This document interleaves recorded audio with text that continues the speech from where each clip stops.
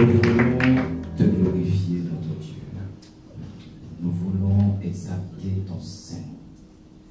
Nous voulons te donner la gloire ce matin, notre Père.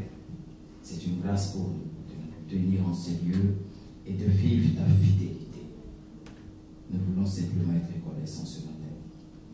Avant de recevoir ta parole, avant de recevoir la sémence incorrectible, celle qui nous soutient, celle qui nous fait avancer, celle qui nous sort de la maladie, celle qui nous sort de tous les défis, nous voulons, Seigneur, dans cette position, être reconnaissants pour tout le bien que tu nous fais. Nous avons vu ta main et nous continuons de voir ta main. Seigneur, nous ne pouvons pas nous inquiéter parce que lorsque ta parole dit que tu pourvois à tous nos besoins, que nous n'avons pas à nous inquiéter, car chaque jour tu prends soin de nous, nous le vivons au quotidien. C'est pourquoi ce matin nous voulons simplement te dire merci Seigneur.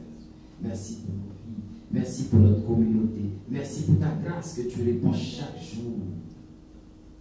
Seigneur, nous sommes reconnaissants.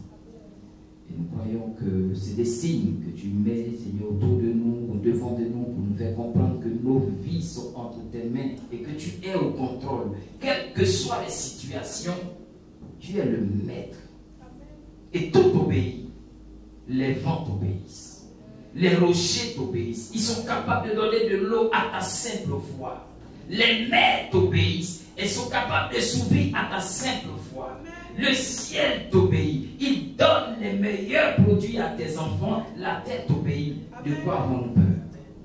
Tu es notre Dieu. Nous voulons ce matin, Père, te dire merci pour tout ce que tu as fait et que tu feras. Nous accueillons ta présence. Je veux, Seigneur, ce matin, comme un vase qui reçoit et qui donne, recevoir fidèlement, transmettre fidèlement, donner fidèlement. En tout cela, bénis ton peuple et donne gloire à ton nom. Et je suis heureux de dire Amen ce matin au nom de Jésus. Je suis heureux de dire Amen ce matin au nom de Jésus. Et pendant que tu t'assois, tu dis Amen encore. Amen. Alléluia. Amen. Alléluia. Amen. Gloire à Dieu. Amen. Vous savez, avant de prêcher, je veux vraiment qu'on bénisse le nom de Dieu et la fidélité de notre Dieu. Amen. Alléluia. Vous voyez, dimanche, nous étions ici. Et aujourd'hui, nous sommes là. Alléluia. La Bible dit, la course, ce n'est pas pour ceux qui sont rapides ou trop agiles. Mais ça dépend de Dieu. Gloire à Dieu. C'est la grâce de Dieu. C'est-à-dire que, je ne dirais même pas en une semaine, je dirais en moins d'une semaine, on s'est laissé dimanche. Et puis en quelques jours, Dieu nous fait grâce. C'est sa sagesse. Alléluia.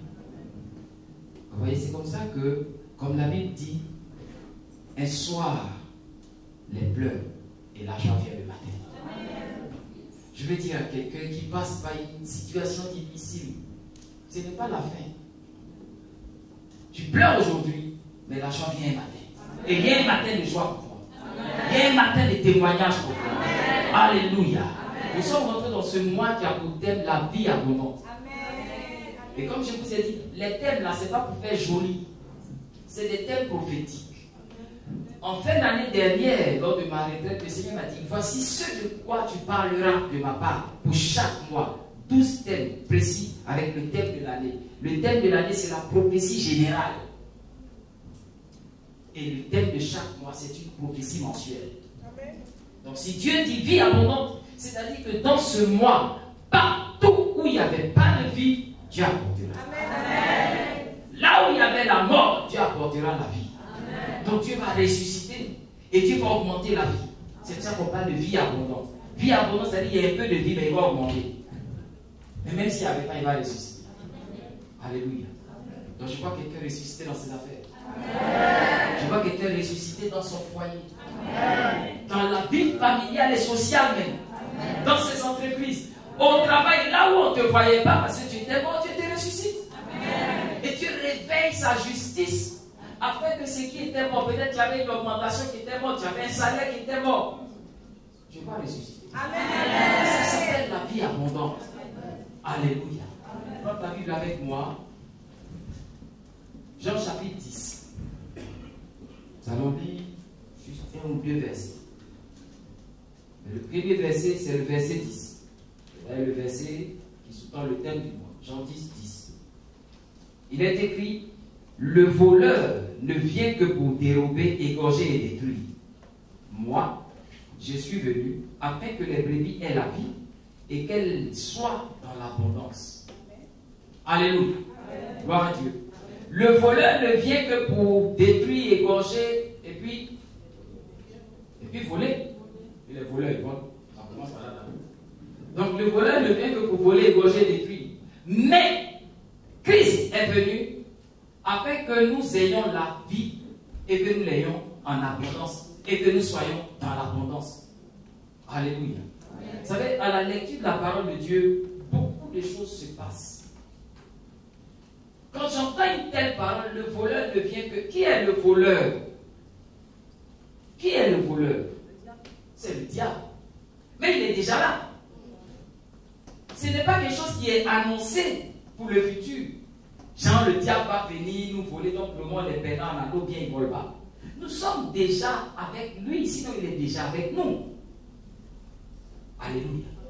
Et pendant que nous parlons de vie abondante, nous devons savoir qu'il y a une bataille pour avoir une vie abondante, parce que déjà, le diable, il a volé notre part d'abondance. Alléluia. C'est une réalité. Le combat, il est là. Donc celui qui ne sait pas, il va mener, excusez-moi, une vie dans une fausse espérance. Il se croira trop tranquille. Le voleur est déjà là. Il vole déjà. Il détruit déjà. Il égorge déjà. Alors imaginez une vie dans laquelle chaque jour, quelqu'un vole. Il détruit. Il égorge. C'est-à-dire qu'il s'attaque à la vie. La vie est déjà à notre disposition.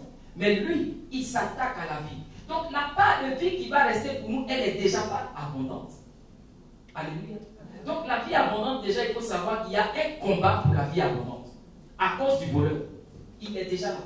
Avant même que l'homme ne commence, Dieu l'a précipité sur terre. Il est là et puis il vole déjà. Quand Adam fut créé, il fut créé pour avoir une vie abondante. Dominer, régner, se multiplier. Vie abondante. Avant qu'il ne réalise même déjà le voleur a volé. Amen. Et il est mort. Même s'il n'était pas mort physiquement, mais la vie abondante à laquelle il était destiné, l'autre lui a arraché une bonne partie. C'est notre cas aujourd'hui. Malheureusement pour lui, pour nous, Dieu a un autre plan. Et donc ce matin, je vais donner des clés pour la vie abondante. Mais déjà, il fallait comprendre que la vie abondante, là, il y a une bataille. Alléluia. Ça va? Gloire à Dieu. Amen. Gloire à Dieu. Amen. Qui est content ce matin? Amen. Je vais vous donner des clés et puis on va prier. Vous savez, quand la Bible dit l'ignorance tue, j'ai un père qui dit les bombes tuent. C'est vrai. Mais il y a plus dangereux que les bombes. C'est l'ignorance. Parce que la bombe là, peut-être ça va tomber sur toi, tu n'as pas le temps. C'est-à-dire, au mieux pour toi, tu meurs dans la douleur. Sinon, normalement, tu meurs même sans réaliser. L'ignorance. Tu ne connais pas, mais tu ne sais pas que ça ne marche pas comme ça. Donc, tu crois que ce que tu sais là, c'est ça qui est ça. C'est-à-dire, tu es content, chaque dimanche, tu viens, tu t'assois et puis tu dis, dès que le pasteur Kassi finit de prêcher, peut-être mon patron m'appelle, me donne travail. Ça peut être comme ça, parce que Dieu peut tout. Mais ce n'est pas la règle. Il y a des règles que tu dois savoir. À des moments, ça va dépendre de toi-même. Regardez, 2 enfants, ils naissent dans le monde. Ce que le monde comprend, c'est que si tu fais du mal, c'est normal qu'on te punisse, c'est normal que tu souffres. Mais ce que le monde comprend aussi, c'est que le bébé qui est né là, il n'est pas conscient, donc il n'y a pas question de dire mal ou bien. Mais dans l'accident, le bébé meurt. Alléluia. Ça, c'est un fait. Mais pire, 2 enfants sont dans le sein de leur maman. On ne les voit pas. Donc, ils n'ont même pas parlé, même pour dire ils ont fait péché. Et puis, Dieu dit que Dieu n'aime pas un, j'aime l'autre. Hein? L'autre qui n'aime pas, il a fait quoi? Qui est l'auteur des bébés? Qui donne l'enfant? Et s'il n'est pas quoi, il a donné l'enfant? Donc, il y a des règles qu'il faut pas. J'ai aimé Jacob, j'ai haï Isaïe. Isaïe a fait quoi? Les deux sont dans le ventre. 2 nations sont dans ton sein, mais le plus petit va être plus grand que son grand frère. Le plus petit aura une vie abondante, le grand frère aura une vie simple. Pourquoi? Parce qu'il y a des règles. Alléluia. Donc si tu ne sais pas ça, des fois tu peux penser parce que tu es l'aîné, c'est toi qui vas être le pilier de la famille. Tu vas être le plus de la vie. Pourtant tu viens à l'église. Alléluia. Gloire à Dieu. Donc pour savoir qu'il y a une bataille pour la vie abondante. Il y a une bataille. Gloire à Dieu. C'est le cas de Jésus, ça commence comme ça. Faut dire bien Amen. Amen. Vous savez, toute cette semaine, le Seigneur m'a ouvert les yeux sur les détails. Oh, les détails font partie des modes de communication par révélation. Amen.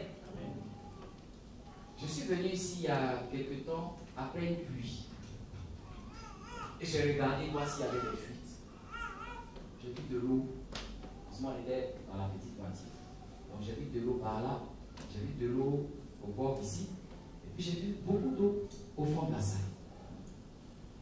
Vous et moi, vous savez que je ne suis pas technicien de construction. Pratiquement. Alléluia.